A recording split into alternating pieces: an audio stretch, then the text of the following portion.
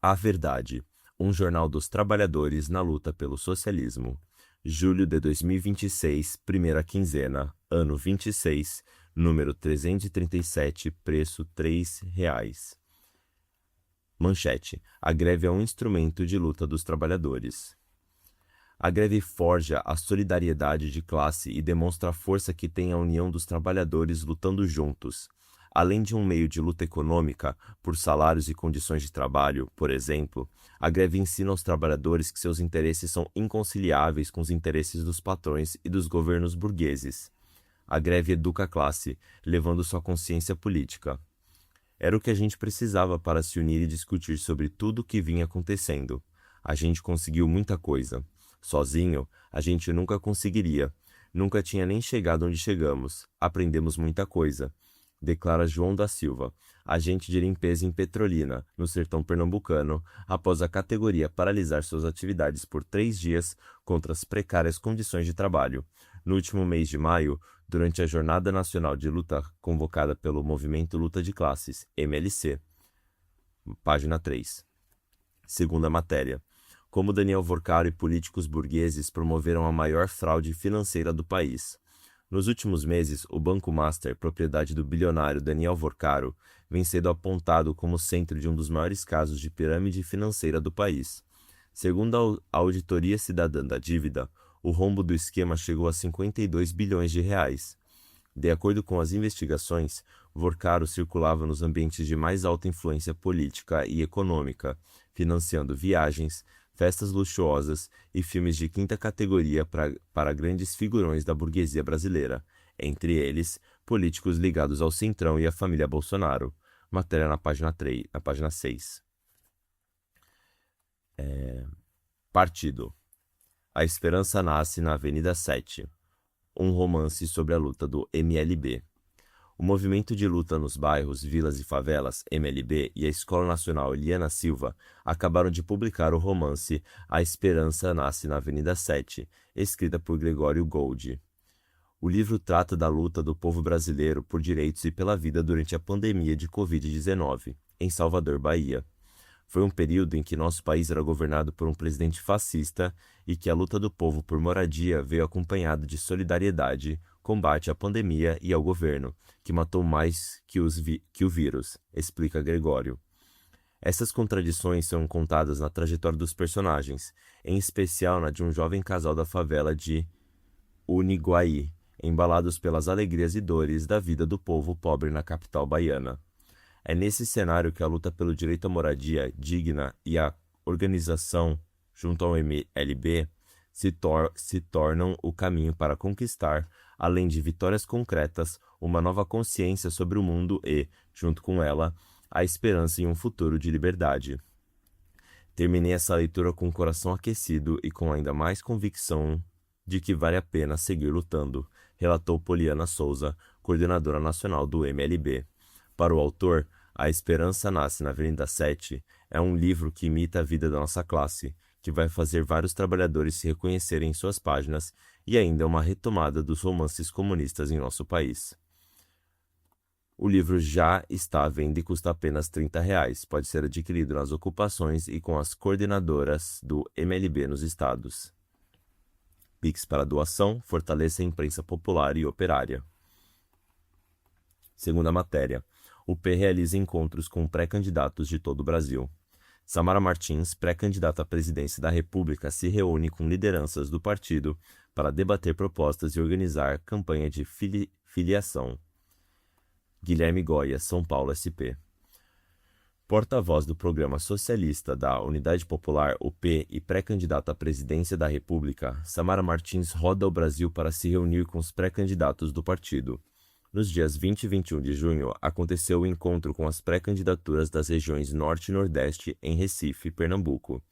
Já nos dias 27 e 28, Samara esteve em São Paulo, reunida com lideranças das regiões Centro-Oeste, Sudeste e Sul. No total, mais de uma centena de militantes participaram dos encontros entre pré-candidatos e dirigentes da UP, como o presidente nacional do partido, Leonardo Péricles. O objetivo foi debater o programa socialista da Unidade Popular e também organizar a campanha de filiação. Tem sido um momento de compartilhar experiências, de preparação do programa e das lutas políticas que nós vamos realizar quando o processo eleitoral for iniciado. A energia combativa de todos os participantes tem sido um destaque, com muita vontade de voltar para os estados para falar com as pessoas nas ruas, nas portas das fábricas e ganhar o povo brasileiro que está sendo tão explorado e esmagado pelo sistema capitalista, afirmou Samara. Na avaliação da direção da UP, o pleito deste ano tem papel fundamental em combater o fascismo e crescer o partido em todo o Brasil em torno do programa socialista. Até o momento, a legenda já anunciou pré-candidatos ao governo em 17 estados, sendo 12 mulheres. Até então, na apresentação das pré-candidaturas, a gente vê que o nosso povo quer uma alternativa e tem enxergado na UP essa esperança. Tanto é que avançou muito a nossa campanha de filiação, que foi outro debate importante nos encontros, para aumentar a nossa inserção na sociedade. A campanha já é um sucesso, porque nunca afiliamos tantas pessoas num período tão curto. Isso demonstra que a unidade popular vai avançar nas urnas, mas principalmente na luta popular contra a construção do socialismo no Brasil, declarou Samara. Em todo o Brasil, a militância da Unidade Popular tem realizado uma campanha ampla de filiações, apresentando o partido nos locais de grande circulação nas cidades, nos bairros e nos postos de trabalho, em especial nas portas das fábricas. A iniciativa tem gerado resultados. Ao longo do ano de 2025, a UP foi o partido que mais cresceu proporcionalmente e o terceiro em números absolutos. De janeiro a junho deste ano, o partido manteve a média de crescimento, ao registrar um acréscimo de 12% nas filiações, segundo dados do TSE. Quem é Samara Martins? Samara Martins, 38 anos, é trabalhadora e porta-voz do Programa da Revolução e do Socialismo, defendido pela Unidade Popular. Ela atua como dentista do SUS na Estratégia Saúde da Família. Iniciou sua militância no movimento estudantil e, atualmente, atua no Movimento de Mulheres Olga Benário e é coordenadora nacional da Frente Negra Revolucionária, FNR, estando diretamente vinculada às lutas das mulheres, da população negra e da classe trabalhadora. Samara também é mãe de 2 filhos. Seção Trabalhador Unido. A greve como meio de educação de classe. Um segundo.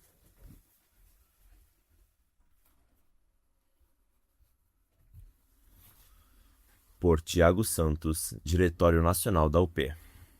Um dos meios de que a classe operária dispõe para lutar pela elevação dos salários, redução da jornada de trabalho e melhoria das condições de vida e do trabalho é a greve. Luiz Falcão em A Luta por Melhores Salários e a Revolução. A greve também forja a solidariedade de classe e demonstra a força que tem a união dos trabalhadores lutando juntos. Além de um meio de luta, a greve ensina aos trabalhadores que há uma diferença inconciliável entre os seus interesses e os dos patrões. Ele educa a classe. Era o que a gente precisava para se unir e discutir sobre tudo o que vinha acontecendo. A gente conseguiu muita coisa. Sozinho, a gente nunca conseguiria. Nunca tinha nem chegado onde chegamos. Aprendemos muita coisa. Avalia João da Silva, agente de limpeza em Petrolina, no sertão pernambucano. A categoria paralisou as atividades por 3 dias contra as precárias condições de trabalho no mês de maio, durante a Jornada Nacional de Lutas convocado pelo Movimento Luta de Classes MLC. Elevar a consciência.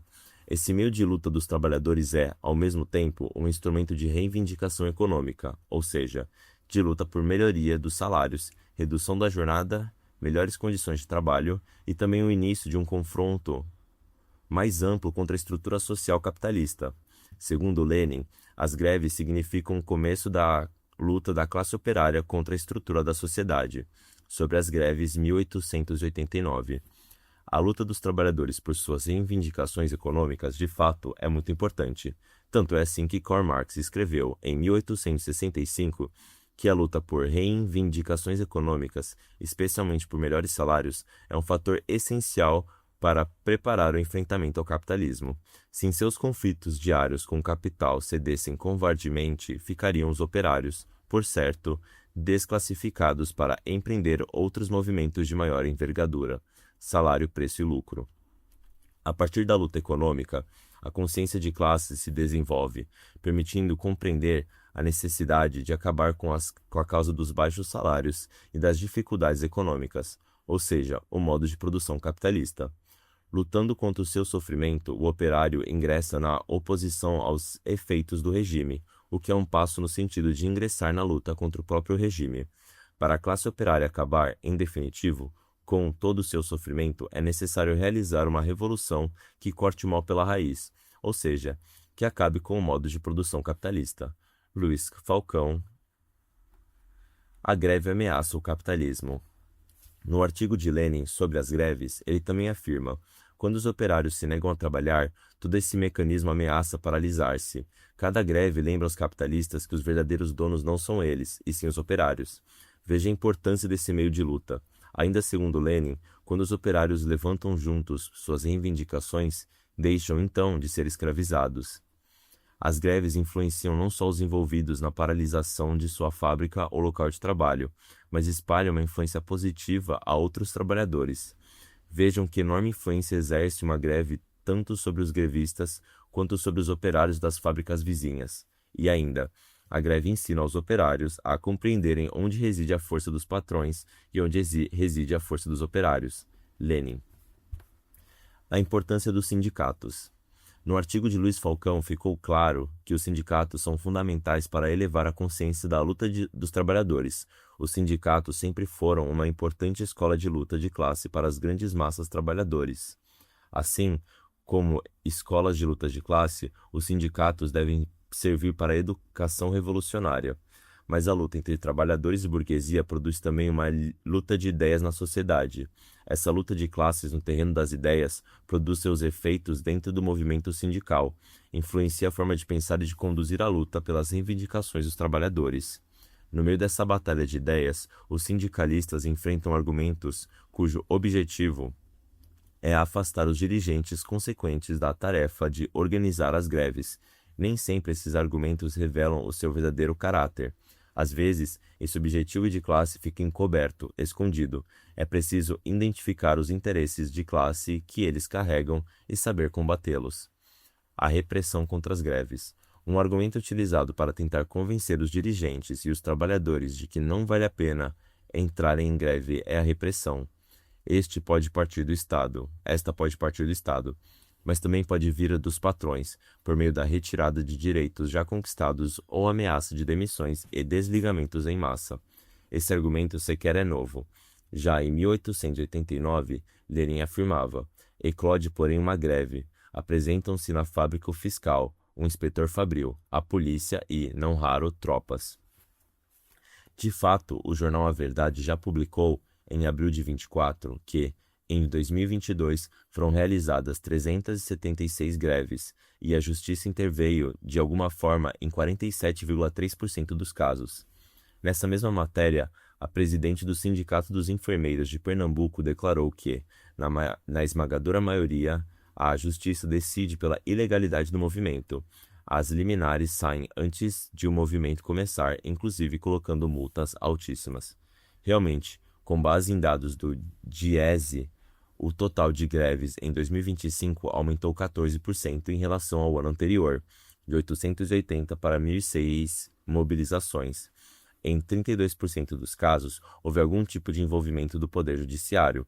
Apesar disso, na maioria dos casos, 73%, houve algum êxito no atendimento das reivindicações, o que significa que a mobilização pode vencer a repressão.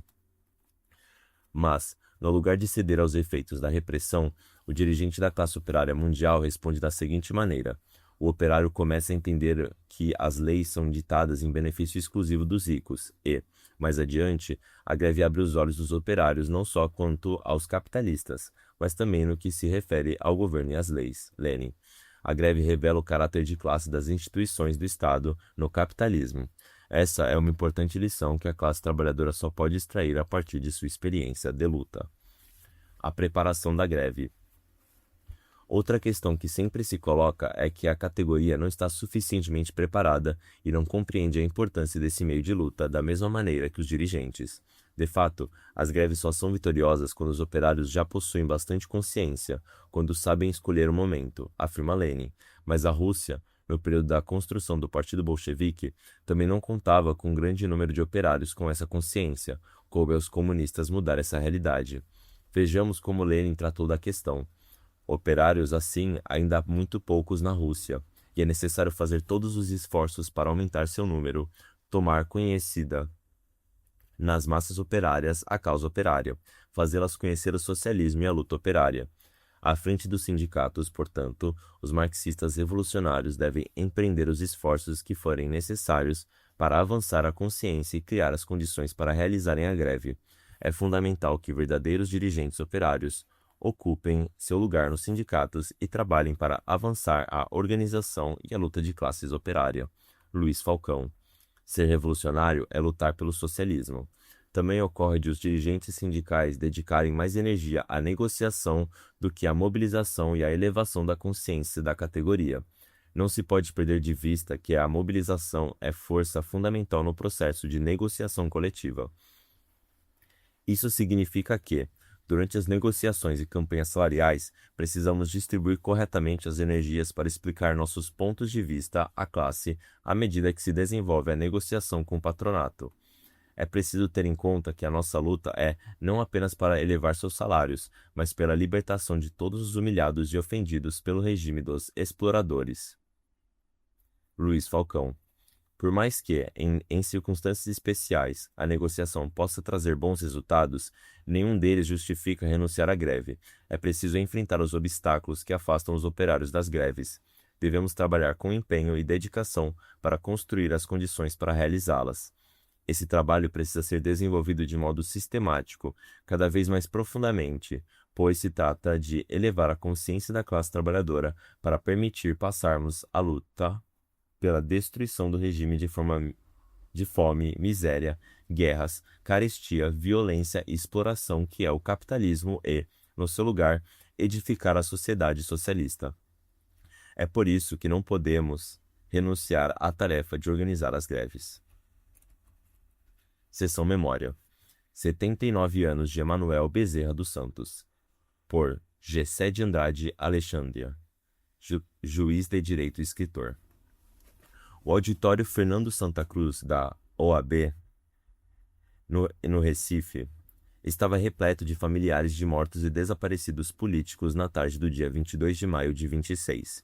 A sexta solenidade da entrega das certidões de óbitos de militantes assassinados pela ditadura de 64, retificadas a partir do trabalho incansável da Comissão Especial sobre Mortos e Desaparecidos Políticos e da Procuradora da República Eugênia Gonzaga, transcorria com os testemunhos emocionantes daqueles que perderam familiares, que lutaram pela democracia e mudança radical de um sistema político-econômico que reproduzia a desigualdade. Manuel Lisboa, Amaro Luiz, Manuel Aleixo, Amaro Félix, Fernando Santa Cruz, Soledad Barré e tantos outros. Comparecia à solenidade como primo de Emanuel Bezerra dos Santos, representando seus familiares. Potiguar de Caiçara do Norte, Emanuel teve trajetória como estudante secundarista no Colégio Ateneu, e depois como presidente da Casa do Estudante e membro do DCE da UFRN em Natal, além de atuação marcante dos movimentos de trabalhadores em Pernambuco e Alagoas.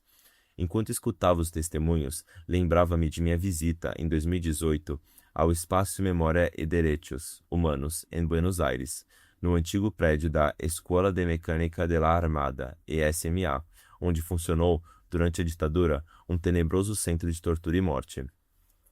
A história dos mortos e desaparecidos políticos na Argentina não difere muito da que ocorreu no Brasil. Lembrava-me também dos documentários do cineasta chileno Patrício Guzmán, Nostalgia de la Luz e El Botón de Naca.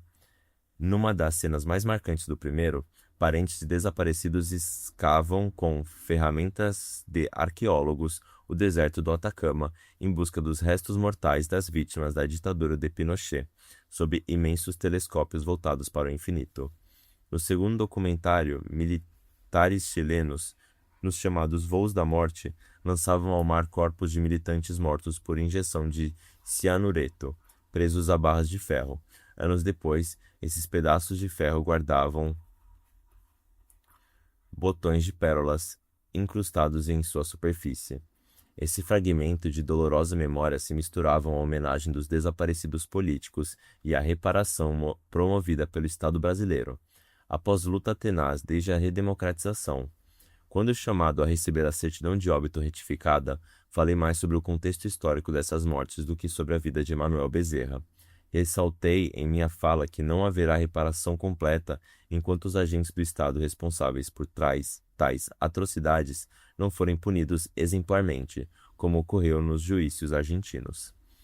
Mesmo tendo recebido a certidão de óbito retificada no Recife, compareci também no último 15 de junho à 7ª solenidade no auditório da reitoria da UFRN, dessa vez para recebê-la de forma simbólica, por ser o RN a terra de Emanuel Bezerra.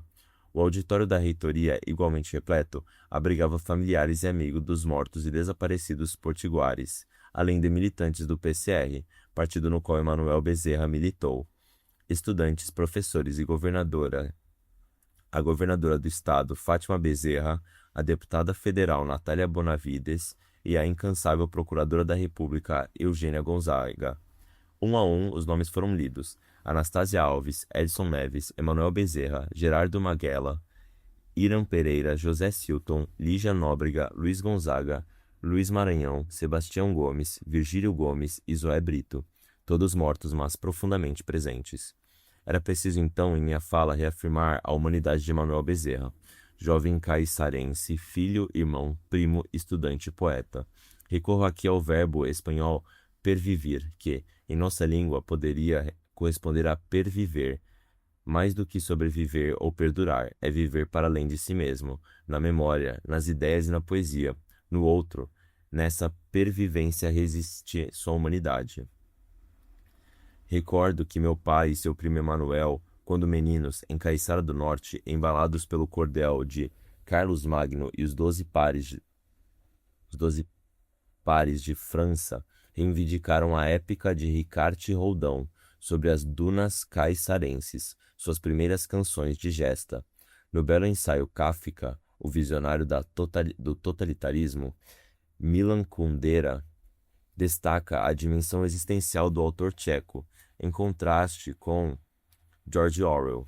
Em Kafka, o autoritarismo não é apenas político, mas também existencial, metafísico, sem, contudo, conseguir apagar o amor, a poesia e a alegria do mundo, a natureza verdecida das coisas que pervive. Manuel Duarte, Manu, um amigo da época do Ateneu e da Casa do Estudante e companheiro do PCR, relata que Emanuel chegou em Natal, ainda adolescente, nos primeiros anos da década de 1960, trazendo uma medalha do Divino Espírito Santo no peito.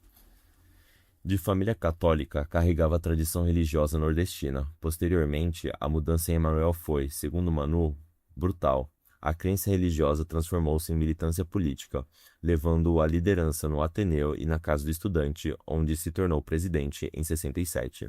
Ainda naqueles anos, Emanuel fundou o Jornal do Povo e participou ativamente do Cineclube Tirol, em Natal, ao lado de escritores, jornalistas e poetas, como François Silvestre, Manuel Onofre Jr., Dailor Varela, Moacir Cirne, Gileno Guanabara, o próprio Manuel Duarte, entre outros.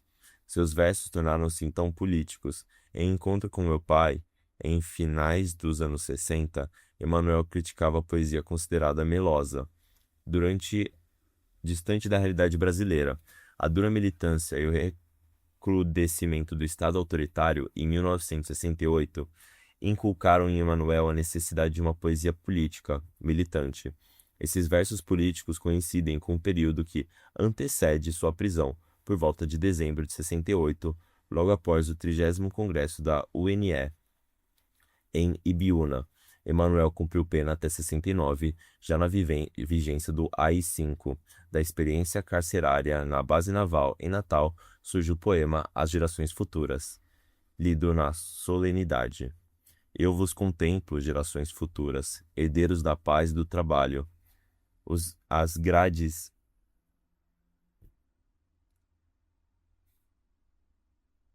estremecem ante o meu contemplar. Mas há, antes, o lirismo de O Pássaro Preso na Gaiola, em tom libertário, à maneira de Prévert, do célebre poema Dia de Folga. O pássaro, preso na gaiola que é o mundo, voar além quiser além no espaço, além dos céus, além da vida da mente e dos fracassos, voar além, além, e nunca em meio, ser livre contra o vento, não ter freio, e cantar, cantar, cantar, diversos cantos imortais, cantar de outras eras. É o poeta este pássaro. No início dos anos 70, na clandestinidade, visitou o primo Francisco, meu pai, em Areia Branca, RN, e chamou-o para a luta. Meu pai recusou, afirmou que a ditadura iria assassiná-lo se ele integrasse na militância clandestina, como fizera Emanuel.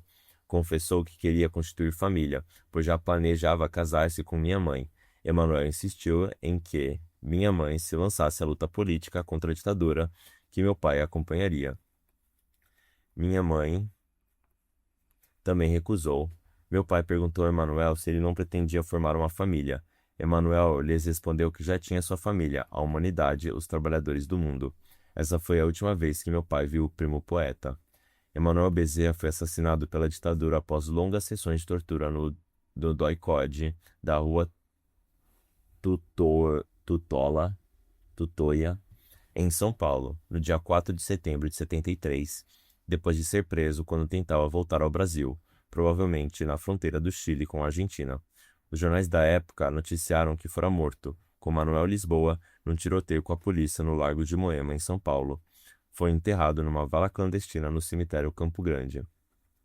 Os restos mortais de Manuel Bezerra foram encontrados em 91 e trasladados no ano seguinte para Caiçara do Norte, onde foi sepultado pelo pai Luiz Elias dos Santos. Tia Joana, sua mãe, já nos havia deixado, sem que pudesse ver o corpo do filho voltar à terra natal. Nos anos que antecederam sua morte, tia Joana mantinha o quarto de Emanuel do mesmo jeito que ele deixara. Os versos do poema Regresso podem ser lidos como presságio ou como sonho irrealizado. Minha terra me espera. É tão contente. Regresso àquela vila muito saudosa. Que seja meu regresso glorioso, que gloriosa é toda aquela gente. Foi comovente a volta do poeta militante à sua terra natal, símbolo de justiça histórica, mas ainda incompleta. Otto Maria Corpô afirma, em ensaio sobre o poeta espanhol Antônio Machado, morto pela ditadura franquista, que nenhuma vitória será completa, nenhuma paz será verdadeira, enquanto não for vingado e reparado o crime contra a República Espanhola. Durante muitos anos, essa noite pairava sobre a Europa e não só a Europa. A sombra de Antônio Machado parecia passar haciendo caminhos, caminhos sobre la mar. Essa noite, que dura mais de 21 anos, ainda paira sobre o Brasil. Emanuel completaria 79 anos nesse 17 de junho. Mesmo em sua finitude, sua presença permanece na memória do povo brasileiro.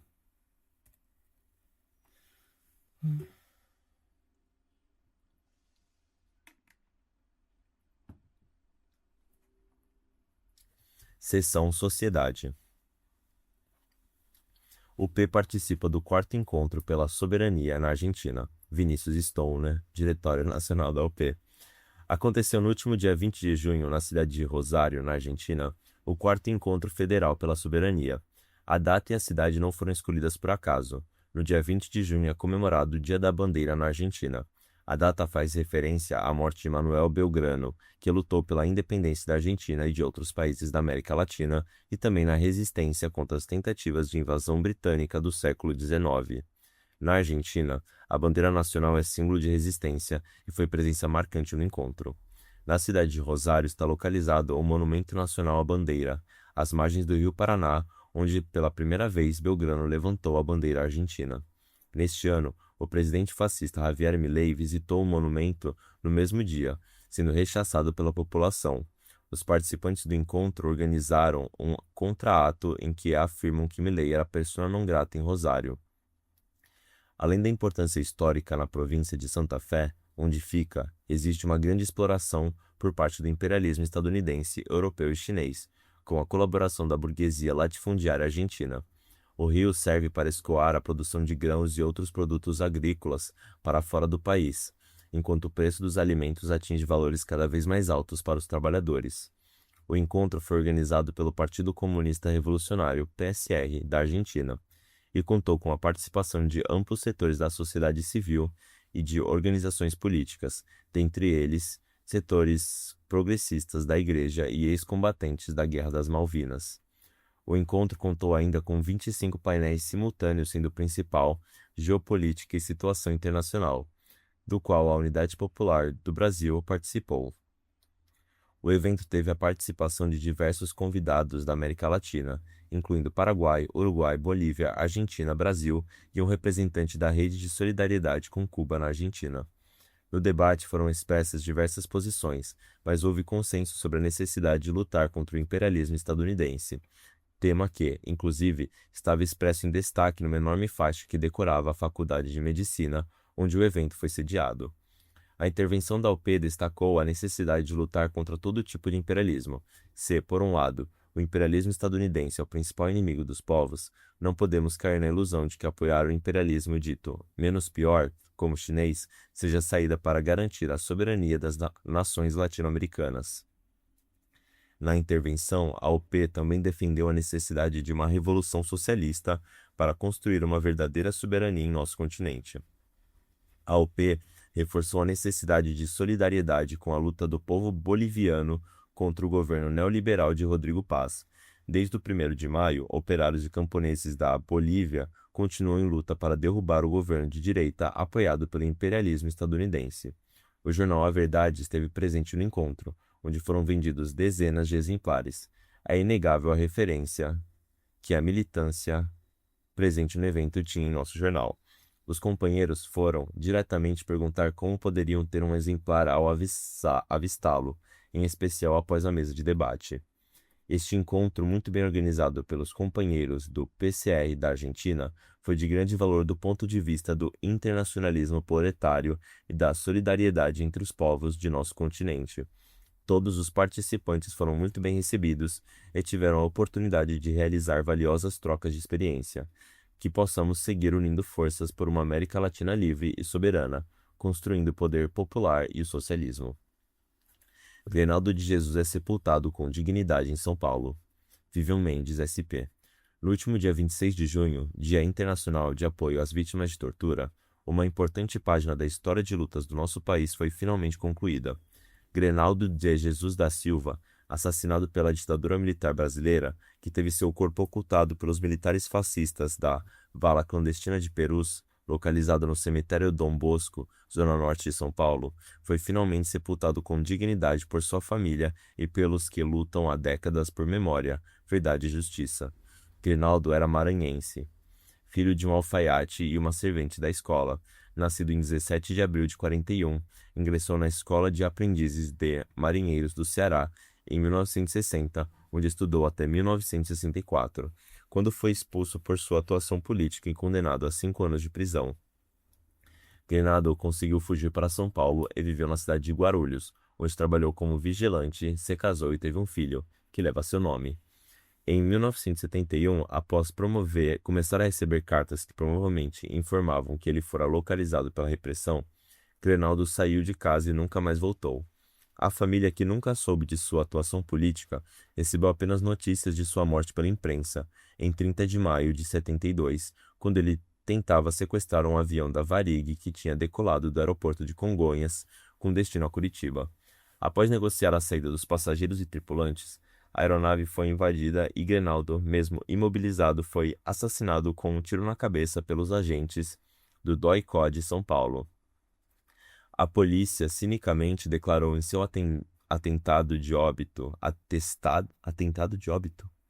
que ele havia morrido por suicídio.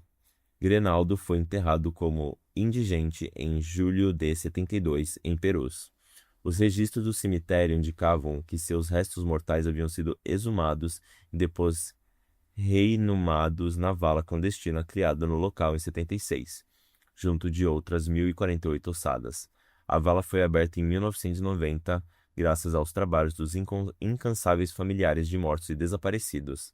A então prefeita Luísa Erundina, ao trabalho investigativo do jornalista Caco Barcelos e seu Toninho, Antônio Pires Estáquio, administrador do cemitério na época, que corajosamente revelou o local exato da vala. Os restos mortais de Grenaldo de Jesus da Silva foram finalmente identificados em abril de 25, pelo Centro de Antropologia e Arqueologia Forense da Unifesp. Agora, finalmente, após 54 anos, nosso herói tem o descanso merecido. Durante a solenidade, as falas do filho e da neta de Grenaldo emocionaram a todos, bem como a intervenção da Amelinha Teles, que afirmou que não podemos descansar até que todos os desaparecidos sejam encontrados. Ao final, a militância do PCR presente fez um ato político na Vala de Perus, reafirmando o compromisso de lutar pela punição dos crimes da ditadura. Mais do que o retorno de seus restos mortais, o ato de sepultamento de Grenaldo representou a restituição de sua memória e de sua história, tornando-se mais um marco da luta por memória, verdade e justiça em nosso país, e uma mensagem clara de que os crimes cometidos pela ditadura militar fascista jamais serão esquecidos. Grenaldo de Jesus presente, agora e sempre. Vivian Mendes é membro da Comissão de Familiares de Mortos e Desaparecidos Políticos e pré-candidata ao governo de São Paulo pela UP.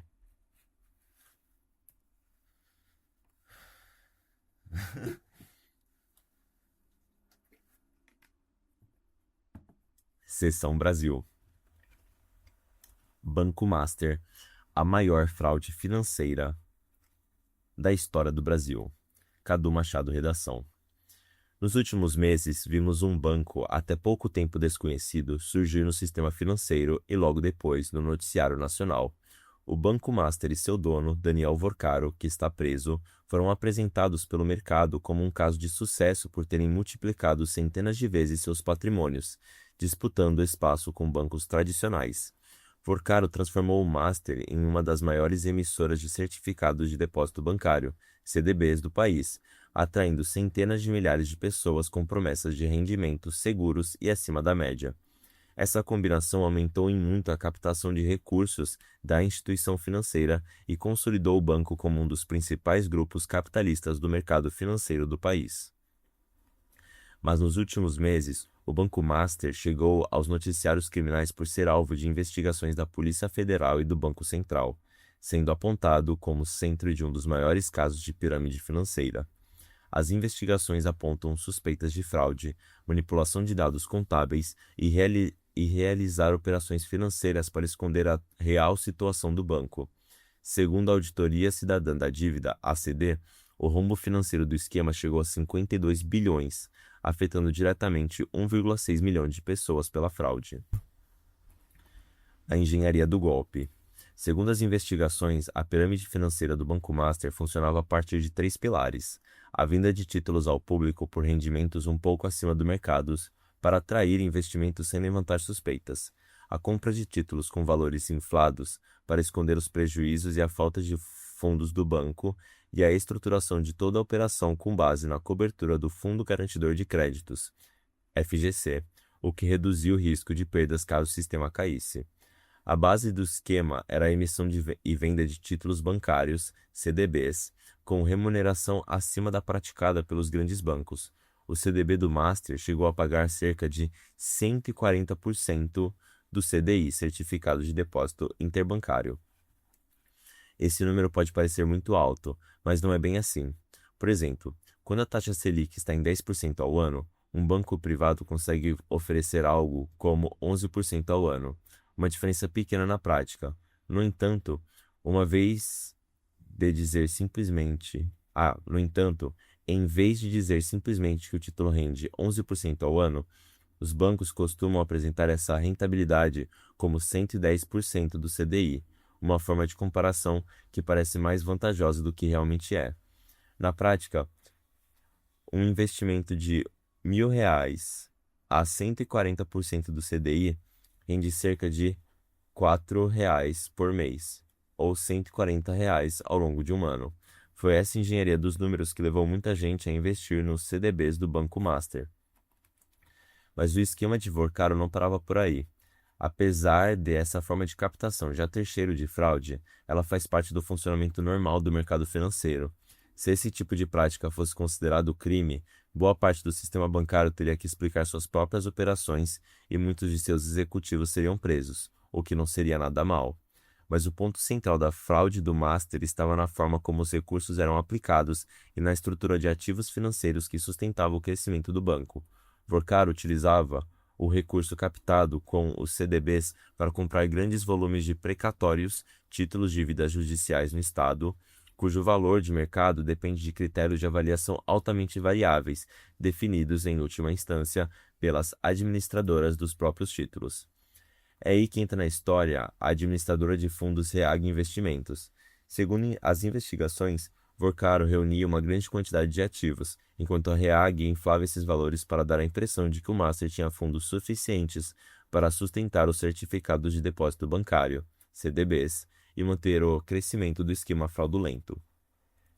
O fundador da Reag Investimentos é o João Carlos Mansur, que também é investigado por suspeitas de lavagem de dinheiro ligados ao primeiro comando da capital, PCC. Como se não bastasse, o Banco Master ainda emprestava dinheiro a empresas de fachada, que, por sua vez, investigam nos títulos dos fundos da Reag, ajudando a inflar ainda mais o valor desses fundos. AT de Vorkaro. Com o avanço das investigações, o caso Banco Master passou a ser analisado não só pelo lado financeiro, mas também pelas relações de Vorkaro com a cúpula da política nacional.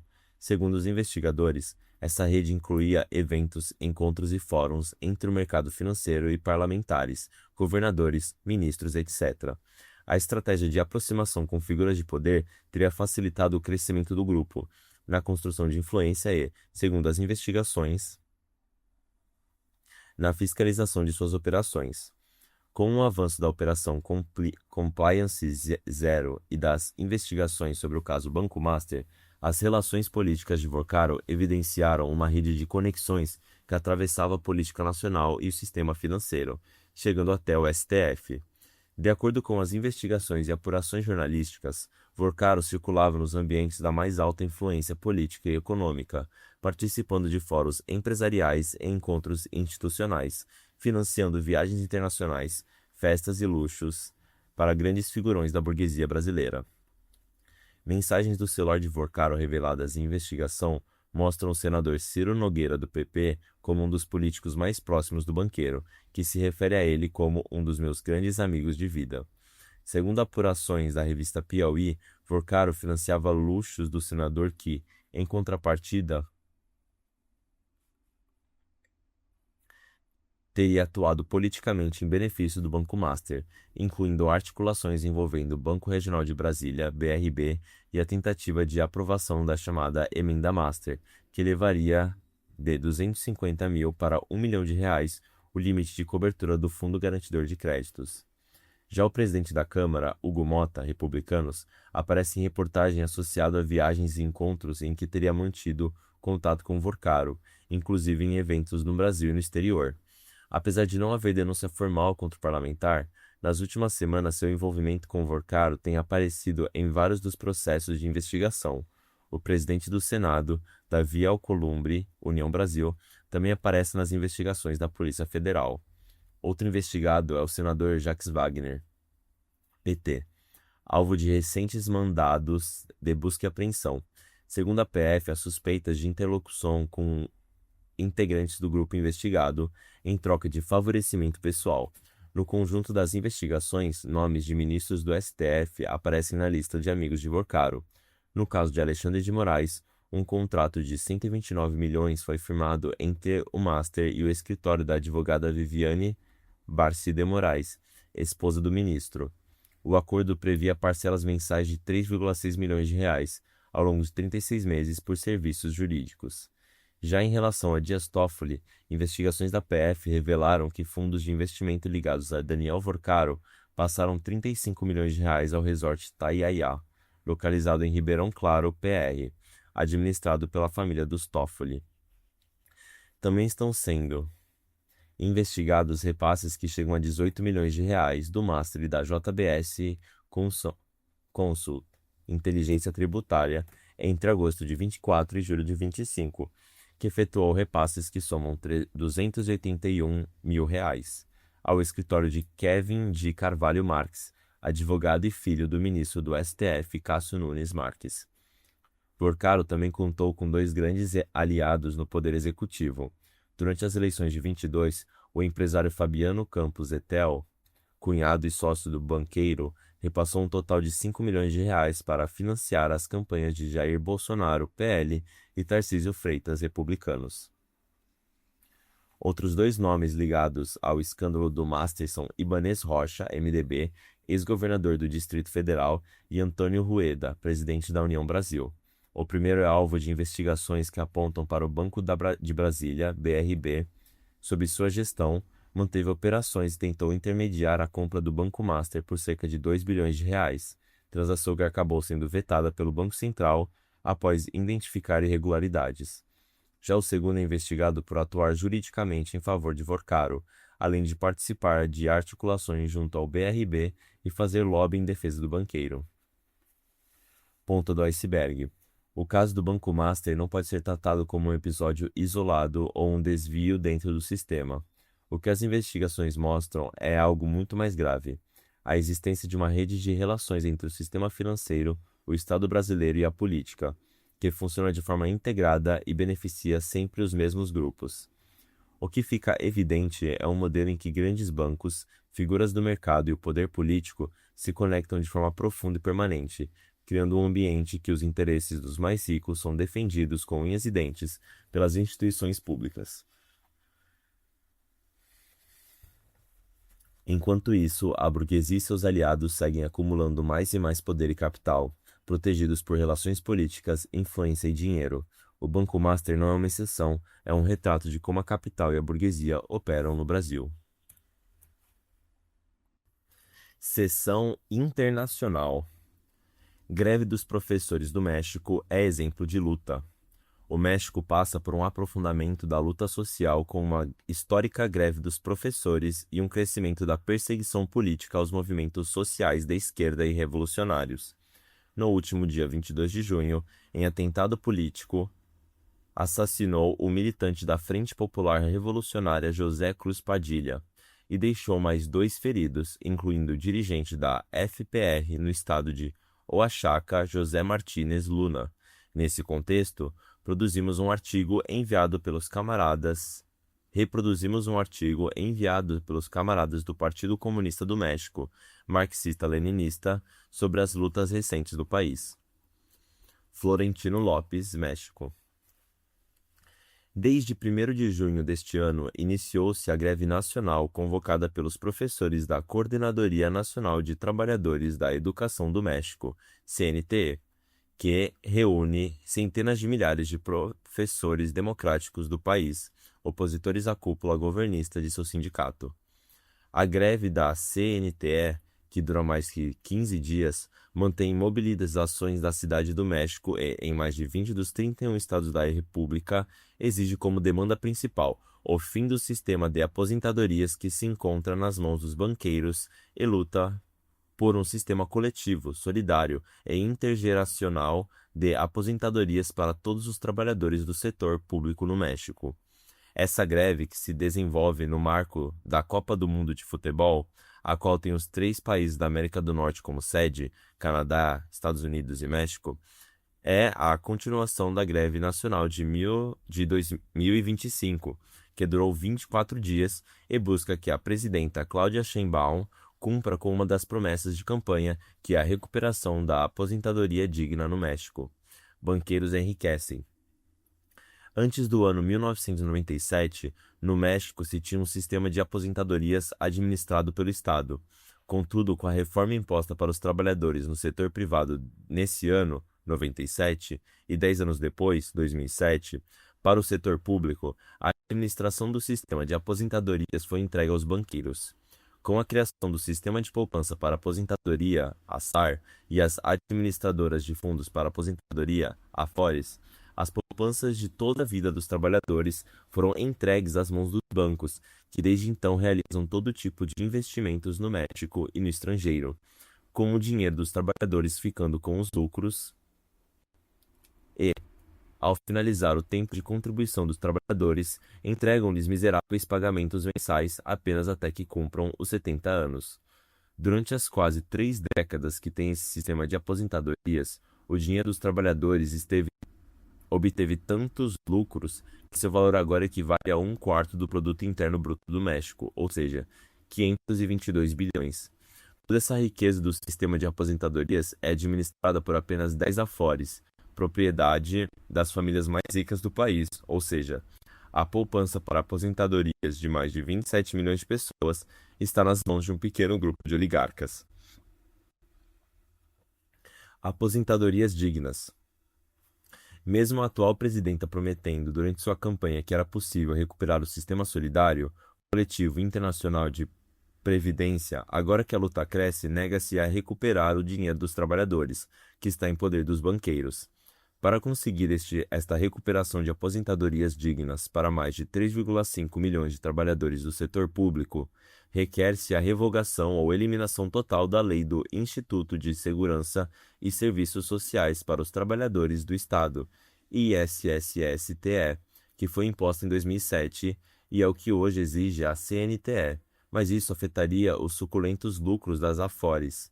Por isso, a presidenta hoje se nega a cumprir seu compromisso de campanha porque ela defende os interesses dos banqueiros.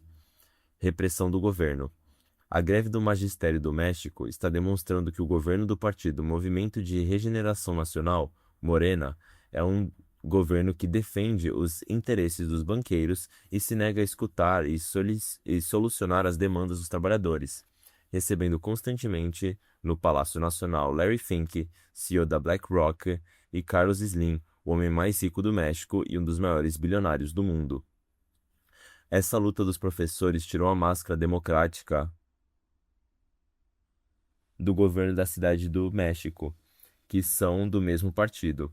O motivo foi: o acampamento nacional devia instalar-se na Praça da Constituição, também conhecida como Zócalo, principal praça do México, em frente ao Palácio Nacional. Contudo, esse espaço público foi alugado à empresa Coca-Cola, que está organizando o FIFA Fan Fest, transformando-o em área privada para exibição dos Jogos da Copa.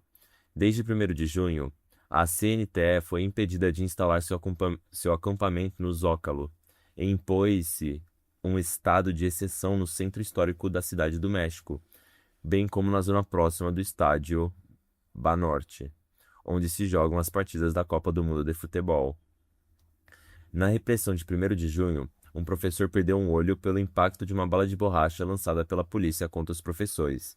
Essa greve nacional contribui para mostrar o caminho pela qual devem avançar as lutas dos trabalhadores, o caminho da greve política geral, pois está se demonstrando que as lutas isoladas têm alcances limitados no México e em qualquer parte do mundo.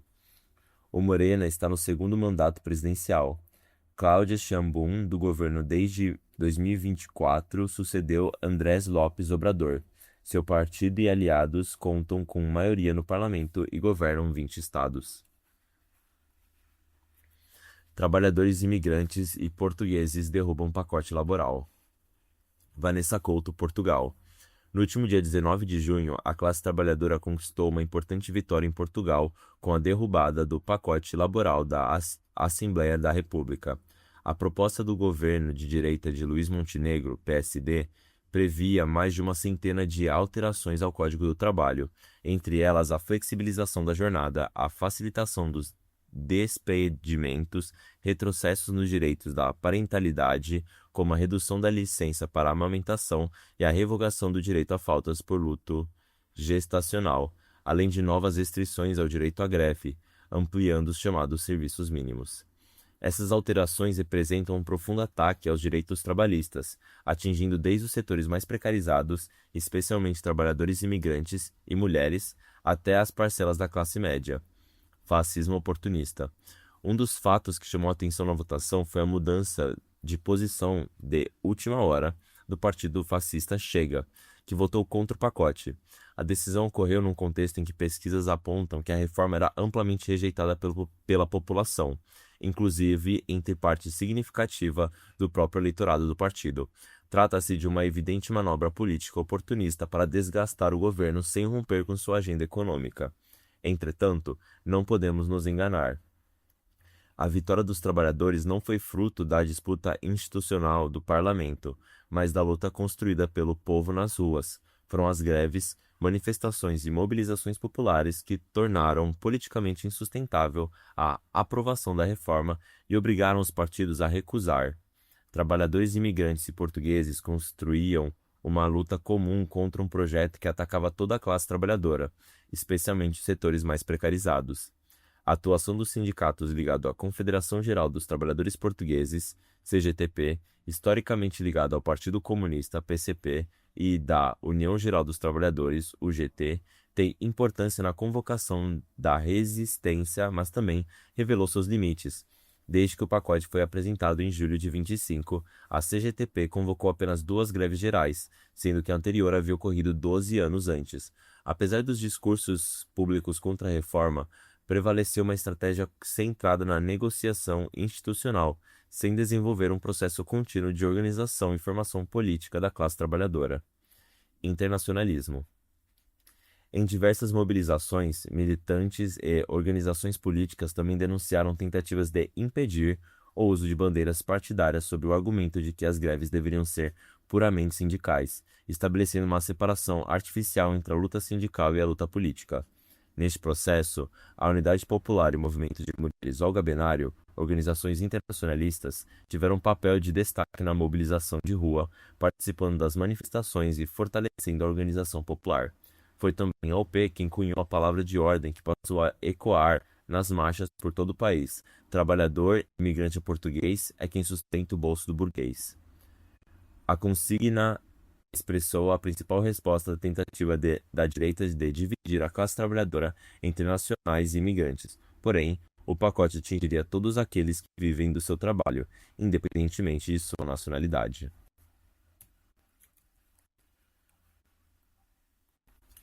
Seção Luta Popular. Guerrilha cultural lutando por meio da arte. Núcleo de Cultura do MLB.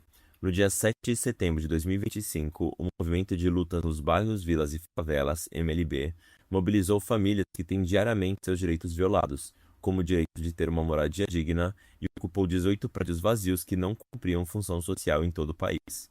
Assim nasceu, entre essas ocupações, a Palestina Livre, Menino Rian Vive, em Santos SP, a primeira organizada pelo MLB na Baixada Santista. A cidade está localizada o maior porto da América Latina, de um lado, e a maior favela de palafitas do Brasil, de outro.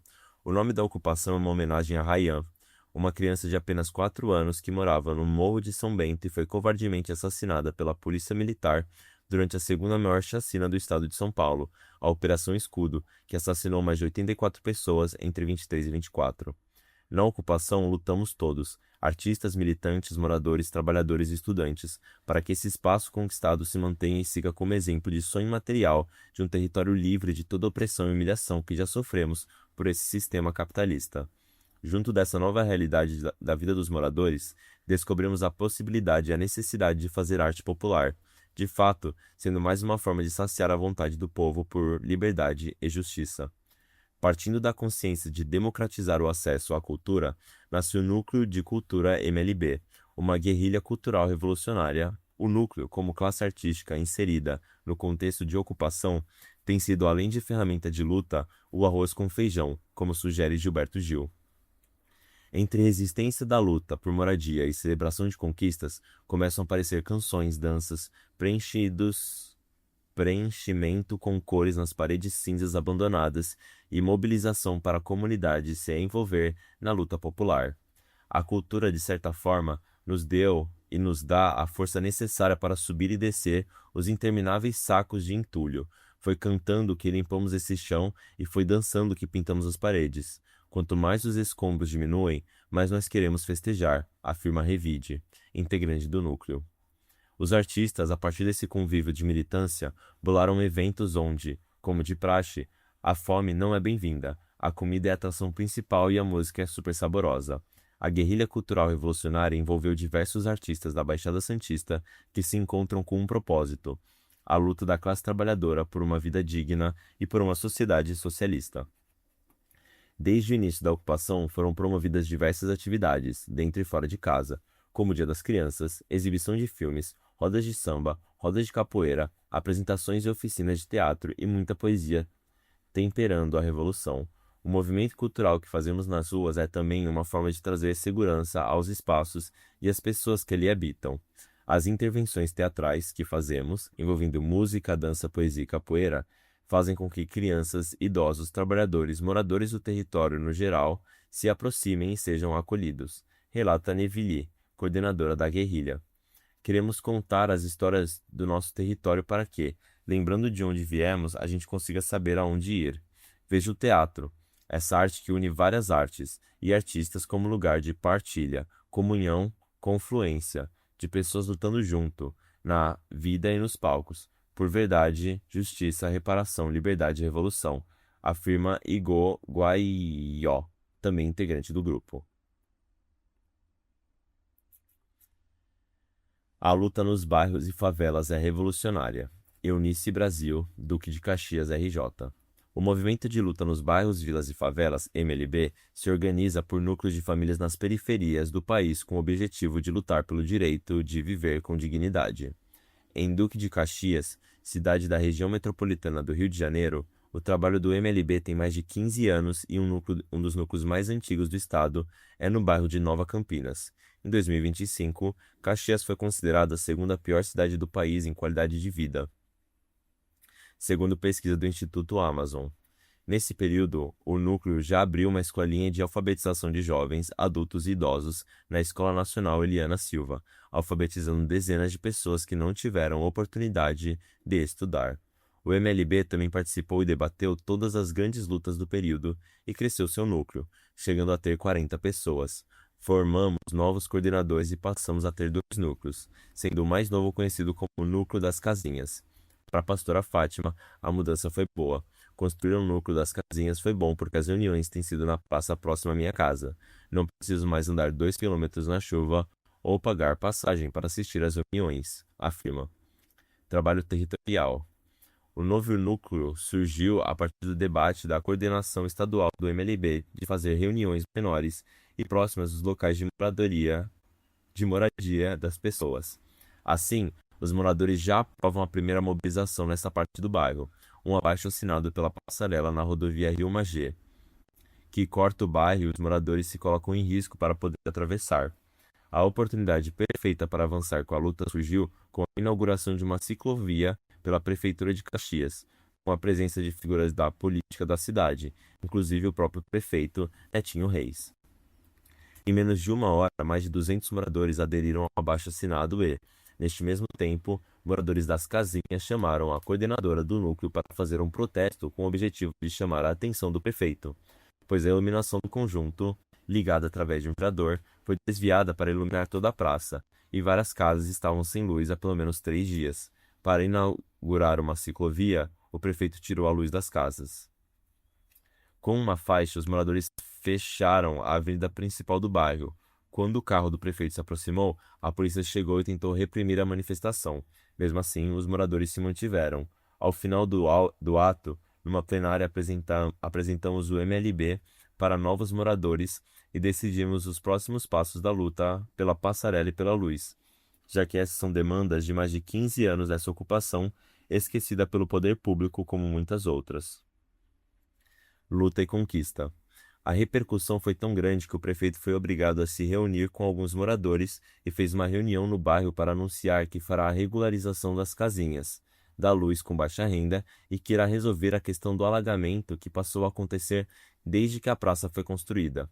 O MLB fez uma carta aprovada pelo núcleo e entregou ao prefeito com as reivindicações que sempre aparecem nas reuniões, além da regularização das casas e da luz das casinhas e da construção da passarela, mais vagas na creche. A prefeitura está regularizando a luz, junto à concessionária de energia, e as famílias já estão sendo cadastradas para a regularização das casinhas, como o Conjunto 2 de Janeiro, dia em que centenas de famílias sem teto decidiram ocupar imóveis abandonados na esperança de se livrar do aluguel e viver de forma digna. Essa é uma vitória do povo, que saiu a partir da luta coletiva de anos, que leva o nome de Dona Amélia e de tantos outros que morreram sonhando em ter suas casas regularizadas. Segundo a Renata Cristina, moradora e coordenadora do núcleo do MLB, foi um resultado bom, porque nenhum prefeito nunca tinha pisado aqui antes nesses 15 anos. Então ouvi que o povo unido consegue conquistar Quando vamos para cima, obtemos respostas. Organizar as lutas. Assim como os moradores das casinhas, milhões de pessoas espalhadas pelas periferias do Brasil se mobilizam todos os dias contra as injustiças. Aqui no Rio, seja quando falta água, luz ou quando a polícia invade as casas e agride moradores, o povo sempre vai para a rua denunciar.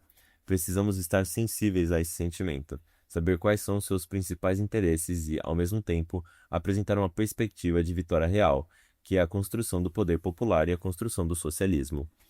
Só com o reenraizamento do trabalho territorial é que conseguiremos crescer e o trabalho comunitário é essencial para crescer a nossa influência entre o povo mais explorado que está nas favelas e periferias desse país. A resistência de um quilombo contra a especulação imobiliária em Porto Alegre. Pablo Antunes. O quilombo Quedi é parte remanescente da história da população negra e pobre de Porto Alegre, que a narrativa oficial tenta apagar, Rio Grande do Sul.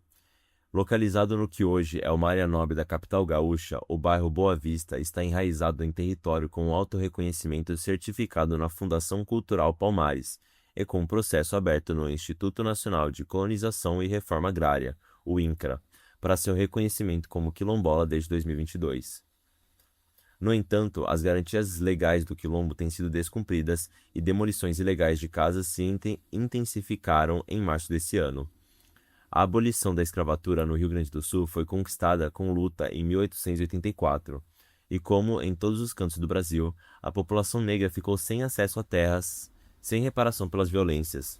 Em Porto Alegre formou-se a colônia africana, um extenso território ocupado por aqueles que foram o motor da economia escravista, mas que se tornaram indesejados nas cidades com a chegada dos imigrantes europeus, a quem foi dado com exclusividade o direito a tomarem posse das terras em que trabalhassem. Algo negado às pessoas negras que já habitavam o território há séculos. A colônia africana passou por um apagamento e um embranquecimento ao longo da história. Hoje, grande parte da população sequer sabe do passado afro-brasileiro, mas os territórios remanescentes são símbolo de sua existência e resistência. Contar esse histórico, que remonta à primeira metade do século XX, revela um passado da população negra propositalmente apagado para cultivar a memória ligada apenas à influência da colonização europeia, um embranquecimento artificial do sul do Brasil. O quilombo Quedi, por exemplo, já ocupava o território muito antes de a principal via da região ser criada, ou de instalação de uma das escolas de elite gaúcha nas proximidades, do mais tradicional shopping do estado, ou mesmo do aristocrático clube de golfe Porto Alegre Country Club. Construir sua sede em uma área de 50 hectares que divide o muro com as casas das famílias. Ter um quilombo remanescente num bairro em intensa verticalização, com edifícios de luxo, com apartamentos vendidos ao custo de milhões de reais, colocou o quilombo Quedi no centro de uma disputa de interesses que rivalizam as pretensões da prefeitura e de empresas privadas contra uma população que luta pelo reconhecimento da história do local e do direito à moradia num território ancestral e sagrado. Lá foi enterrado o Bará, um ritual fundamental das religiões de matriz africana, especialmente no batuque gaúcho, simbolizando a fixação de um núcleo espiritual de proteção, prosperidade e abertura de caminhos para a comunidade. As moradoras que lideram o Quilombo Quedi sofrem pressão para abdicar da identificação como quilombolas, deixar o território de seus ancestrais e demolir as suas próprias casas em troca de uma indenização via Pix no valor de 180 mil, em acordo com o poder público. Porém, esses acordos não estariam sendo negociados com a prefeitura, mas sim com a empresa Beltrão Segurança, contratada para fazer vigilância das obras das construções erguidas pela SFL Construções e Incorporações, empresa que tem membros da família Zafari como sócios, os mesmos proprietários de um shopping da região. Diante de tantos interesses econômicos do sistema capitalista, que não reconhece a moradia como um direito fundamental, mas como um pedaço de terra para gerar capital e lucro, o Poder Judiciário, primeiramente, colocou-se como gestor do que beneficia a burguesia. Dessa forma, no dia 6 de março, a juíza Vanessa Lilian, da Luz, TJRS, homologou 45 novos acordos entre moradores do Quilombo e a Prefeitura, desconsiderando a competência da Justiça Federal. No dia seguinte, 7, algumas casas foram demolidas. No outro, dia 8, o juiz federal Giovanni Bigolin emitiu liminar reafirmando que o Tribunal Regional Federal da 4ª Região decidiu em outubro de 25 pela preservação da posse coletiva e proibição da demolição. Já no dia 9, a Polícia Federal esteve no território, mas afirmou, em relatório, que não havia presenciado flagrante de demolição. Apesar de vídeos divulgados pelo jornalista independente Alas Deriva desmentirem essa versão. Moradores também testemunharam a prevaricação de um agente público, que alegou não estar vendo nada enquanto a ação ilegal acontecia. A Justiça Federal emitiu nova liminar impedindo as demolições e instituindo uma multa de 20 salários mínimos para quem infringisse a ordem. No entanto, na madrugada do dia 11/3, novas demolições de casas foram filmadas. Apesar da ilegalidade, ninguém foi multado ou preso por essas ações. Nesse período, foram mais de 30 casas destruídas. Para efeito de comparação, a multa estipulada pela Justiça é de R$ 32 mil. O acordo firmado com quem demolisse a sua casa é de 180 mil e um apartamento nos condomínios de luxo que estão sendo construídos ao lado do quilombo custa a partir de 8 milhões de reais.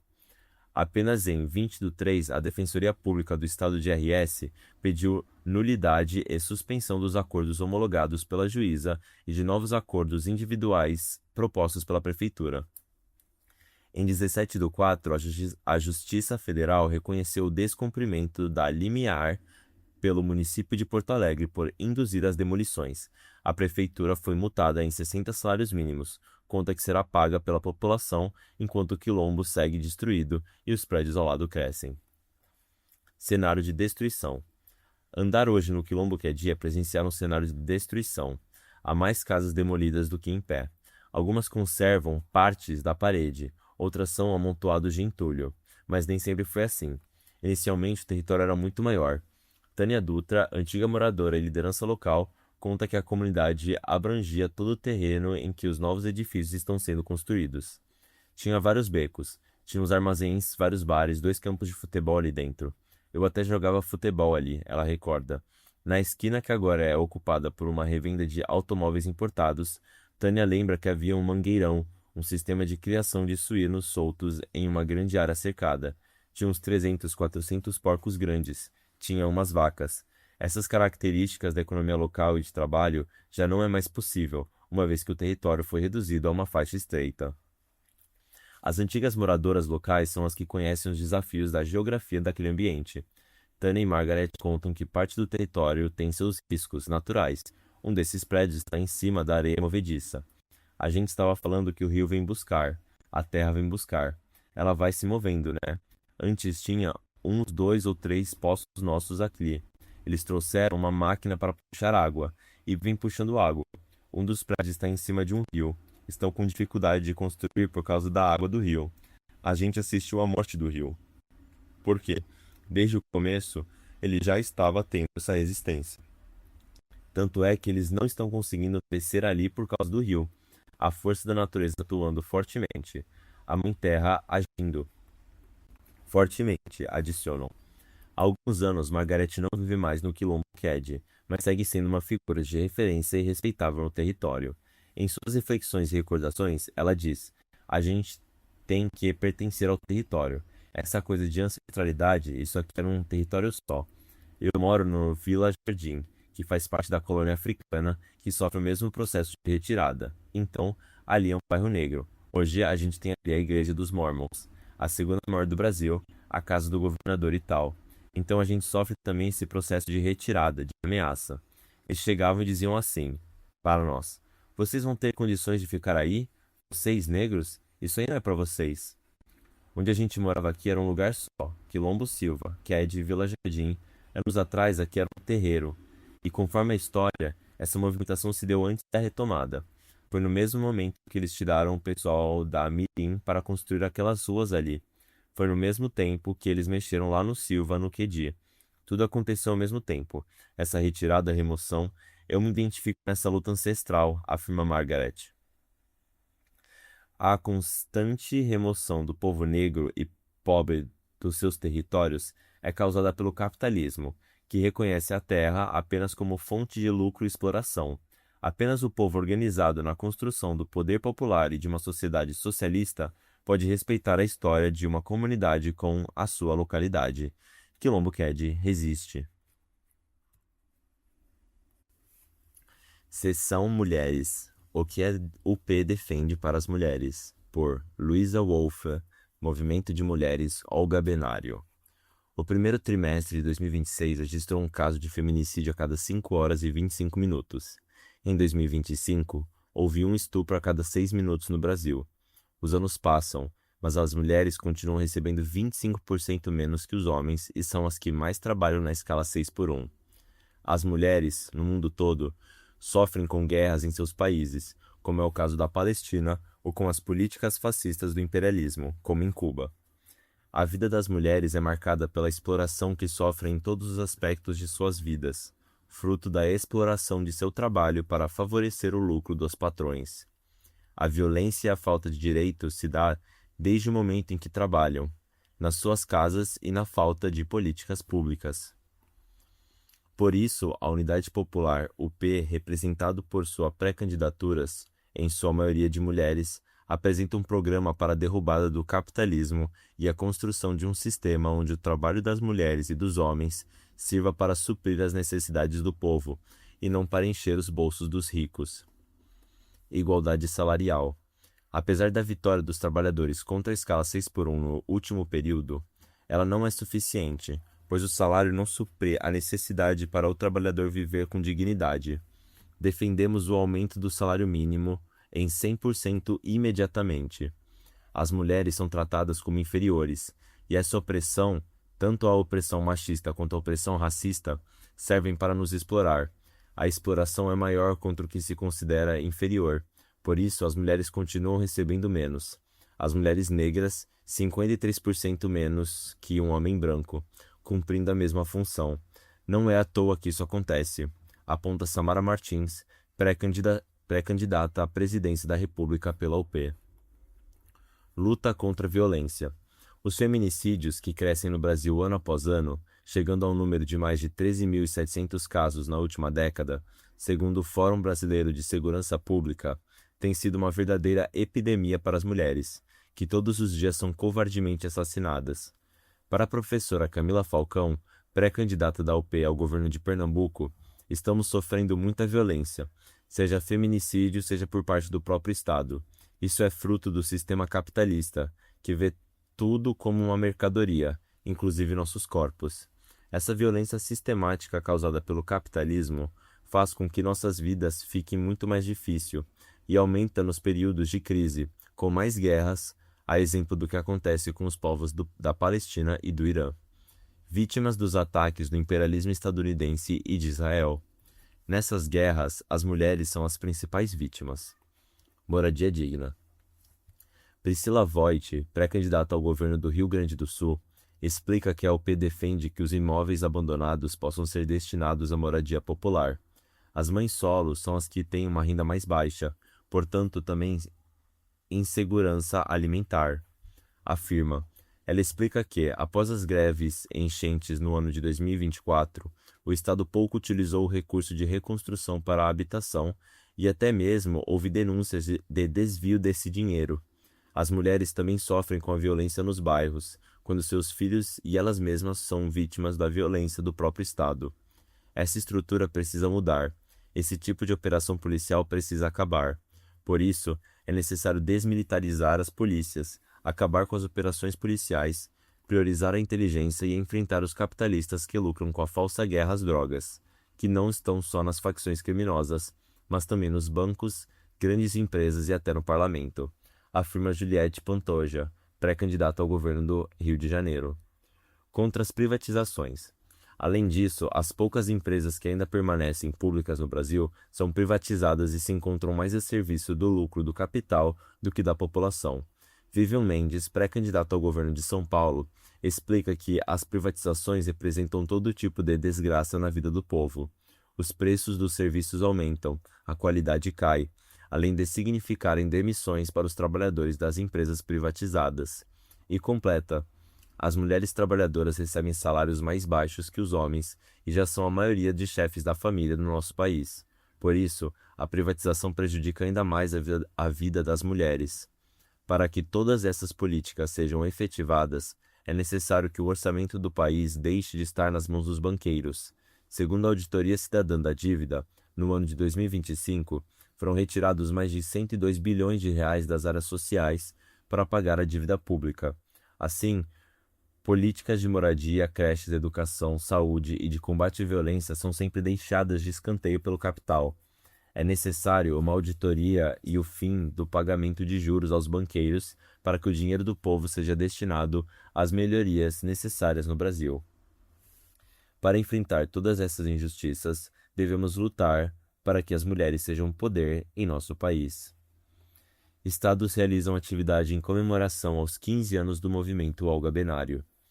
Em junho de 2026, o movimento de mulheres Olga Benário completou 15 anos de luta pela vida das mulheres e pelo socialismo. Para celebrar, foram realizadas atividades em vários estados do país. No Mato Grosso, a comemoração contou com a exibição do documentário Olga Benário, Uma Vida pela Revolução, que resgata a trajetória da revolucionária que dá o nome ao movimento, seguido do debate e uma oficina de forró. No Rio de Janeiro, a festa foi em conjunto com o arraiá da Casa Almerim da Gama, ocupação ameaçada de despejo pelo governo do estado. Contou com falsas políticas da coordenação do movimento Olga e da pré-candidata ao governo pela UP, Juliette Pantoja. Na Bahia, o arraiá da ocupação preta Zeferina, pela vida das mulheres pelos 15 anos do movimento de mulheres Olga Benário, teve intervenções políticas, comidas típicas e karaokê, além da realização de rifa para a autossustentação da ocupação. No Piauí, a festa foi também para comemorar os 3 meses da ocupação Janaína Silva, que segue resistindo à tentativa de despejo. 3 bandas locais se apresentaram no evento. Vale destacar que essas bandas conhecem o movimento numa visita à ocupação. De norte a sul do país, celebramos o marco que é completar 15 anos de um movimento revolucionário de mulheres e reafirmamos nosso compromisso em crescer nossos núcleos e nossas lutas.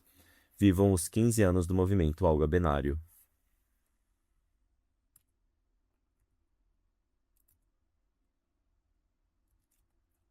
Seção Partido, por Heron Barroso, redação. Uma das 5 características fundamentais do imperialismo, segundo Lenin, é o parasitismo e a decomposição do capitalismo. É por isso que, para manter o seu poder, a burguesia impõe à maioria dos trabalhadores um regime de exploração, baixos salários, péssimas condições de vida, desemprego, fome, feminicídios, guerras, desastres climáticos e toda uma série de mazelas que oprimem e adoecem a nossa classe. Ao mesmo tempo, não passa um único dia sem que as potências imperialistas não ameaçam arrastar o mundo para uma catástrofe.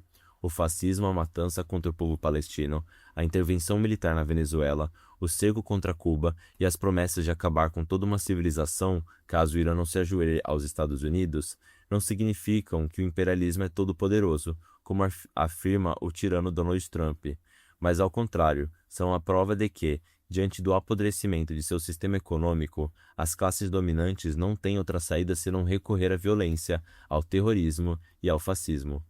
Porém, muitas pessoas influenciadas pela propaganda da burguesia, oprimidas pela exploração capitalista e frustradas pela traição de partidos e movimentos que se dizem de esquerda, se deixam dominar por um estado de espírito caracterizado pela desesperança, o medo e a impotência. Sem perspectivas, acreditam que nada podemos fazer diante do poder dos grandes monopólios, nem contra as armas, porta-aviões e submarinos imperialistas, contra seus soldados altamente treinados, suas bombas e mísseis teleguiados, e acabam reproduzindo as ideias burguesas de que está tudo perdido, que a revolução é impossível, que lutar pelo socialismo é perda de tempo e que os trabalhadores devem mesmo buscar um lugar ao sol dentro do atual sistema. Infelizmente, alguns camaradas às vezes também se deixam influenciar por essas ilusões de classe. Assim, vão diminuindo sua dedicação e o ritmo com que trabalham para a vitória da revolução, colocando suas aspirações individuais acima das coletivas. Passam a dizer que estão cansados e põem em dúvida o programa revolucionário e o papel do partido. Mas um revolucionário não pode jamais desacreditar na revolução. Quem não aceita a escravização da humanidade, a ditadura mundial do capital, o extermínio dos povos, a destruição da natureza, enfim, quem se indigna diante da barbárie capitalista, deve sempre se perguntar o que fazer para derrotar o imperialismo e sua máquina de guerra. Lutar ou render-se, eis a questão. gigante de pés de barro. Desde que o imperialismo surgiu em consequência da acumulação de capital, do saque colonial e da monopolização da economia, a classe trabalhadora e os povos oprimidos lutam contra as guerras e a exploração que um punhado de países ricos busca impor à maioria das nações. Nossa história é repleta de exemplos de coragem e heroísmo, de povos que não se ajoelharam, enfrentaram os exércitos imperialistas e venceram. Nessa luta, o mais importante não são nem as armas nem o número de soldados, mas acreditar profundamente na justeza da revolução e em sua vitória. Foi assim que os bolcheviques russos e seu exército vermelho sacrificaram tudo para vencer os nazistas na Segunda Guerra Mundial e defender as conquistas da pátria socialista. A mesma fé levou o povo vietnamita a enfrentar e derrotar 3 imperialismos, o japonês, o francês e o estadunidense. Não fosse a certeza na justeza da causa pela qual lutavam, os revolucionários cubanos jamais teriam superado as primeiras derrotas sofridas pelo pequeno exército rebelde contra a ditadura de Fulgêncio Batista e feito a Revolução triunfar em 1º de janeiro de 59. O que dizer de Manuel Lisboa, fundador do Partido Comunista Revolucionário, o PCR, que, mesmo debaixo de uma ditadura fascista que prendia, torturava e assassinava quem ousesse lutar pela liberdade no Brasil, deu um dos mais belos exemplos de firmeza ideológica e fé na vitória da luta da classe operária contra a burguesia. Com apenas 22 anos, tomou a corajosa decisão de não se render, mas lutar, pois sabia que o exército burguês tem armas, dinheiro, soldado, mas não tem o povo. Manuel tinha certeza de que, para destruirmos esse exército, que é da burguesia, temos que formar o nosso próprio exército, o exército do proletariado. Para formar nosso exército, dependemos unicamente de nosso esforço, do esforço de cada um que já tem consciência, em ir organizando as massas, o povo desorganizado, e ir dando consciência aos que quase nada sabem a respeito da luta de classes, da nossa luta, ir aumentando o número de pessoas para nossas organizações, e, assim, iremos formando nosso partido, e daí iremos criando nosso exército. Hoje, graças à dedicação e à luta de Manuel Lisboa, o PCR hoje vive, luta e avança. No século XXI, os povos que não se rendem e seguem à risca a máxima de que é melhor morrer de pé do que viver de joelhos, continuam derrotando as bombas e drones imperialistas. Vejamos o exemplo do Irã. Quando o ditador Donald Trump ameaçou destruir todas as usinas e pontes do país, milhares de iranianos formaram correntes humanas e foram para a frente dessas instalações e impedir que sua pátria virasse cinzas. Com isso, não apenas impediram as bombas, como, semanas depois, obrigaram Trump a assinar um acordo de rendição, desmoralizando o fascista que se acha dono do mundo. O mesmo fez o povo palestino, que resistiu a meses de bombardeios que mataram mais de 70 mil pessoas e destruíram toda a faixa de Gaza. Hoje, a causa palestina é a causa de toda a humanidade, e nunca o ódio ao imperialismo e ao sionismo foi tão grande. Como vemos, o imperialismo é um gigante com pés de barro, que, ao contrário de toda a propaganda, foi derrotado todas as vezes que enfrentou um povo determinado a ser livre. Mas, infelizmente, também há exemplos de covardia e traição, que não podem ser esquecidos, pois esse caminho conduz sempre à derrota e à desmoralização. É o caso do atual governo venezuelano, encabeçado por Delcy Rodrigues e o PSUV, que se curvaram vergonhosamente a Trump e entregaram o controle do petróleo do país aos monopólios estadunidenses, com a desculpa de não transformar a Venezuela numa nova Gaza. Essa postura é de uma canalice sem tamanho, pois Delcy e o PSUV não apenas traíram a pátria de Chávez e Bolívar, mas deram as condições para que os Estados Unidos intensificassem suas ameaças contra Cuba e os demais países da América Latina, inclusive contra o Brasil. Derrotar o imperialismo. Por isso, camaradas, não podemos vacilar na hora de decidir o que fazer. Render-se não é uma opção para os comunistas revolucionários. Devemos renovar todos os dias, na luta, nossa esperança na vitória do socialismo e trabalhar sem descanso para o triunfo da revolução. Nada de desânimo. Temos tarefas muito importantes e que precisam ser cumpridas, pois o futuro da humanidade depende do que faremos hoje, agora. A primeira dessas tarefas é garantir a vitória da campanha Ventania, acelerar o recrutamento de novos militantes para o partido de Manuel Lisboa e formar milhares de quadros revolucionários marxistas-leninistas. Ao mesmo tempo, devemos ampliar nossa agitação e propaganda. As brigadas operárias do jornal A Verdade e mostrar para os trabalhadores que eles não são impotentes diante da burguesia e do imperialismo. Ao contrário, só nossa classe pode acabar com a exploração capitalista e construir o socialismo. Por fim, precisamos tomar a Unidade Popular, um partido conhecido por milhões de trabalhadores. A UP não tem tempo de TV e rádio, nem a mesma estrutura dos outros partidos da burguesia. Ela conta unicamente com a dedicação de cada companheiro e companheira, que deve ser um porta-voz do seu programa socialista para o Brasil. Por isso, devemos continuar nas ruas com a campanha nacional de filiação para a UP e organizar centenas de núcleos com os novos filiados nas fábricas, bairros, escolas e universidades. Assim, com ousadia e alegria, estamos preparando a nossa tropa para a guerra eleitoral que se aproxima e pavimentando o caminho para a vitória da classe trabalhadora. Levemos na memória os versos do poeta e dramaturgo comunista Bertold Brecht. Nossos inimigos dizem, a luta terminou, mas nós dizemos, ela começou. Nossos inimigos dizem, a verdade está liquidada, mas nós dizemos, nós a sabemos ainda. Nossos inimigos dizem, mesmo que ainda se conheça a verdade, ela não pode mais ser divulgada, mas nós a divulgamos. É a véspera da batalha, é a preparação de nossos quadros, é o estudo do plano de luta, é o dia antes da queda de nossos inimigos. Seção Lutadoras do Povo Brasileiro. O centenário da revolucionária Alexina Crespo. Redação. Filha de Abílio Apolinário Crespo e a Aurora Flórida de Souza Lins, Alexina Lins Crespo de Paula nasceu no Recife, Pernambuco, em 30 de junho de 1926, no seio de uma família de parcos recursos. De educação católica, forma-se professora em 42. Casa-se então com o advogado Francisco Julião Arruda de Paula, filho de tradicionais latifundiários de Bom Jardim, Pernambuco. Enquanto advogada para clientes endinheirados, também defendia gratuitamente trabalhadores rurais e urbanos. Em 44, aos 18 anos, Alexina dá à luz a sua primeira filha, Anataíde, e, em 45, a segunda, Anatilde. Início da militância. Com a queda do Estado Novo e a deposição de Getúlio Vargas, novos horizontes se abrem na política brasileira. Alexina escreve poesias e textos de cunho político, chegando a publicar em periódicos locais. Engaja-se também na mobilização de mães e donas de casa que sofriam as piores consequências do alto custo de vida no Brasil pós-guerra. Em 49, os dois são oficializados na Comissão Estadual Provisória do Partido Socialista Brasileiro, o PSB, fundado 2 anos antes.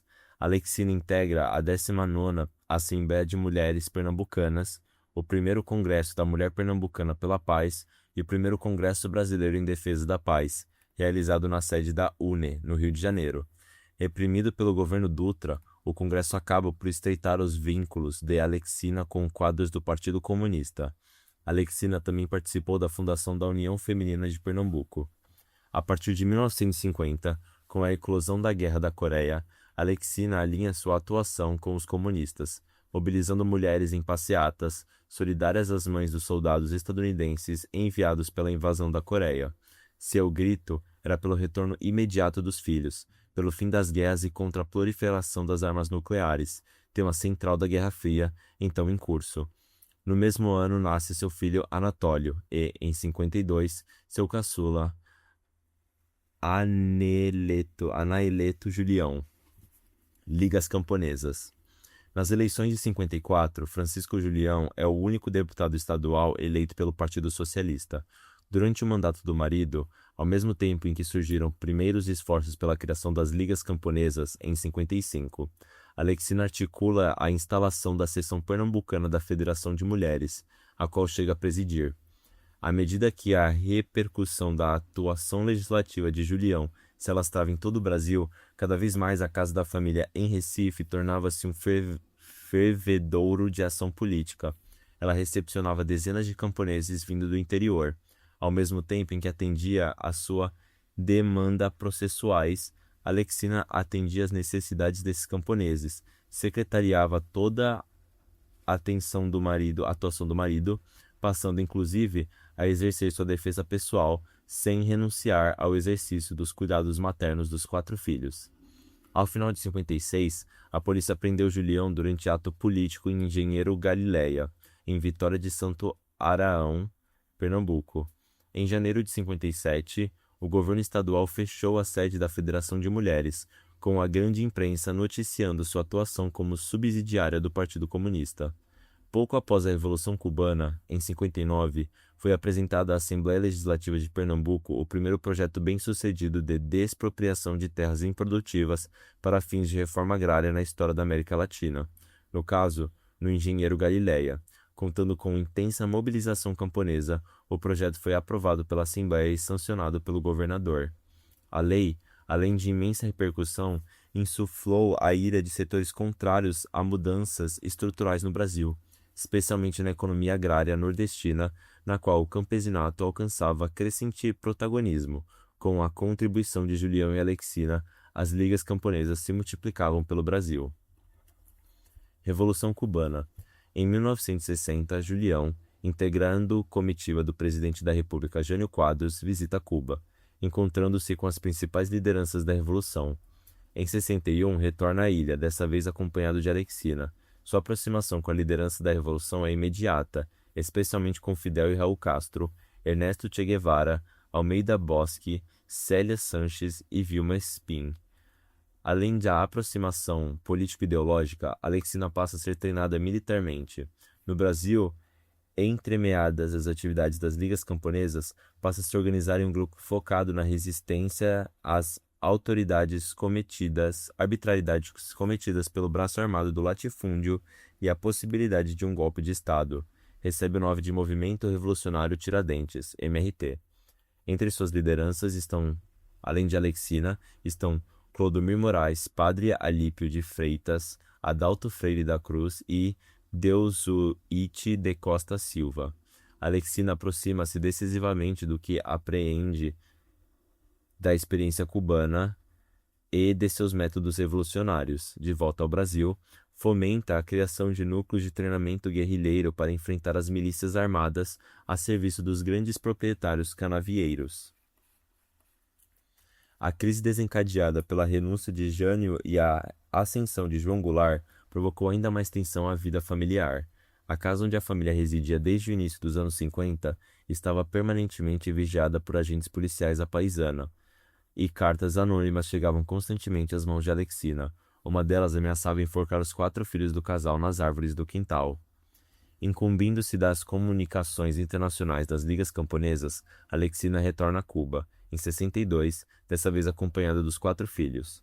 Julião acabara de ser eleito deputado federal pelo Partido Socialista, o que levou grande parte de sua atuação política para Brasília e para o Rio. Escapando às ameaças, os filhos do casal estudam em Havana, ao mesmo tempo que Alexina podia dedicar-se sem preocupação pela vida dos filhos à sua própria atuação política no interior das ligas.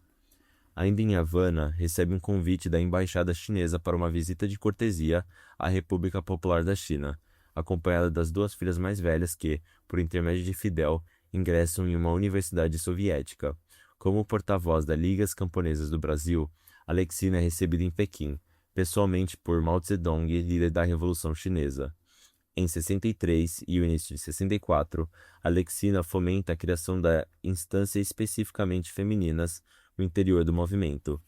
Visita distintas ligas discursando em prol da formação de comandos de ação entre as mulheres, inclusive treinando-as para a autodefesa.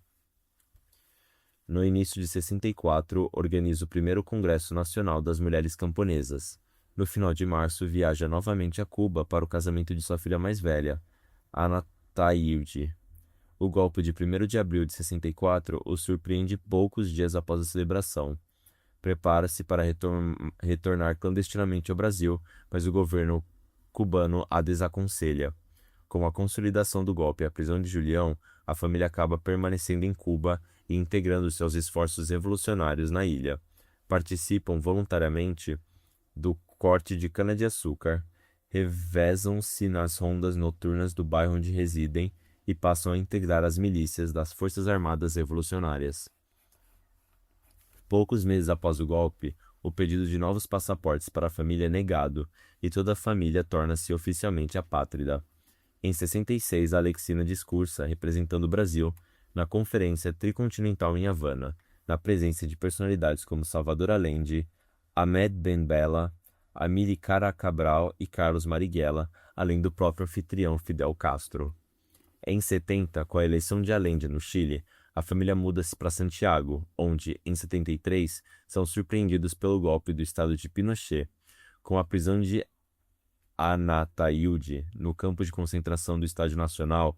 O caso chama a atenção da diplomacia sueca, comprometida com a manutenção dos direitos humanos dos dissidentes políticos do regime militar chileno. Anaeleto e Anatólio deixam o Chile por intermédio diplomático do Panamá e do México. Anatailde e seus filhos são novamente exilados, dessa vez para a Suécia. Alexina deixa o Chile só após certificar-se de que os 3 filhos que lá viviam estivessem a salvo. Durante o período na Suécia, aderem às organizações de exilados. Alexina, enquanto trabalha para sobreviver, estuda sueco e teatro.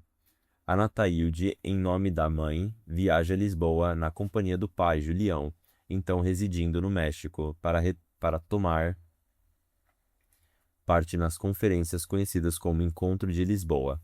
Tornam-se signatários da Carta de Lisboa, que visava a refundar o Partido Trabalhista Brasileiro, o PTB, mais tarde solidificado sob a sigla do Partido Democrático Trabalhista, PDT. Em janeiro de 1980, após a aprovação da Lei da Anistia, poucos meses antes, retomam finalmente ao Brasil.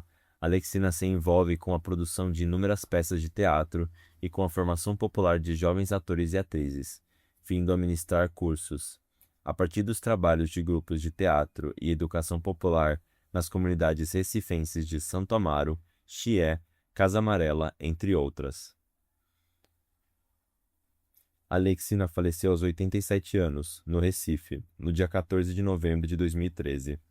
No dia seguinte, o Diário Pernambucano estampou: morre a revolucionária Alexina Crespo, baseada na nota biográfica do livro Os Poemas de Apolo e Outros Escritos, de Alexina Crespo, CEP Editora 2026.